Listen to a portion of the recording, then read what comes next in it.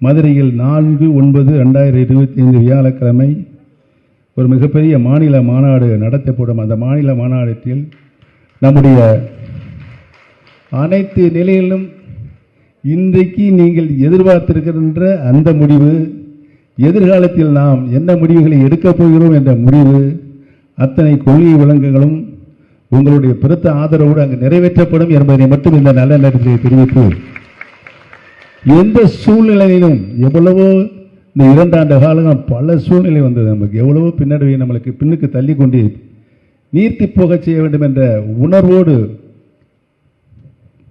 பல நிலைகளில் நம்மளுக்கு தொல்லைகள் துயரங்கள் கொடுத்தாலும் நாங்கள் எங்களுக்கும் ஒரு தனித்தன்மை இருக்கிறது. நாங்கள் எங்களுடைய திறமையை சக்தியை வெளிக்காட்ட வேண்டும். ராமநாதபுரம் நாடாளுமன்ற தேர்தலில் போட்டியிட்டு சுயேட்சை சின்னம் கொடி இல்லை, விராதமணி அங்கே போகிறோம். அங்கே போய் மக்களை மட்டும் சந்திக்கின்றோம். அங்கே இருக்கின்ற கழகத்தினுடைய 6 சட்டமன்ற கழகத்தினுடைய நிர்வாகிகள், நம்முடைய கழக பல்வேறு மாவட்டங்கள் இந்த வருகிற இந்த நிர்வாகிகள் அனைவரும் ஒருங்கிணைந்து பணியாற்றியதன் காரணமாக இந்த ராமநாதபுரம் எப்படிப்பட்ட தொகுதி என்பது உங்களுக்கு நன்றாக தெரியும். அந்த தொகுதியில் பதிவான வாக்குகள் 10 லட்சம் ஓட்டு. பதிவான வாக்குகள் 10 லட்சம் ஓட்டில் 33% பெற்று இந்தியாவிலேயே ஒரு சுயேட்சை வேட்பாளர் வெற்றி பெற்றிருக்கின்ற. அடுத்து 33% பெற்ற ஒரே சுயேட்சை வேட்பாளர் உங்களில் ஒருவனாக நான் அங்கு நிறுத்தப்பட்ட பன்னீர்செல்வம் தான் என்பதனை மக்கள் நிரூபித்தார்கள். இதிலிருந்து என்ன தெரிகிறது?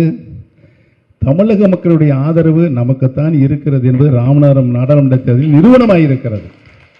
இந்த நிறுவனமாயிருக்கின்ற மக்கள் சக்தியின் நம்மிடம்தான் இருக்கிறது என்பதனை நாம் தொடர்ந்து கொண்டு போய் நிலைநிறுத்தி 2026 புரட்சித் தலைவர் எம்ஜிஆர், புரட்சித் தலைவி மாண்புமிகு அம்மாள் புகழை மட்டுமே நாம் பரப்புகின்ற சக்தியாக நம்மை உருவெடுத்துக் கொள்ள வேண்டும் என்ற சவாலை ஏற்று வெற்றி காண்போம் என்பதை மட்டும் சொல்லி, இப்பொழுது இந்த வருவாய் கூட்டங்கள் மாநிலங்களுக்கு அனைத்து நிலையிலும் இருக்கின்ற பொறுப்பாளர்கள் உங்களுடைய முழு ஒத்துழைப்பையும் தந்து இந்த 2 கூட்டங்களும் வெற்றிகரமாக நடைபெற வேண்டும் என்று உங்களை அன்போடு கேட்டு விடுவதை. நன்றி, வணக்கம்.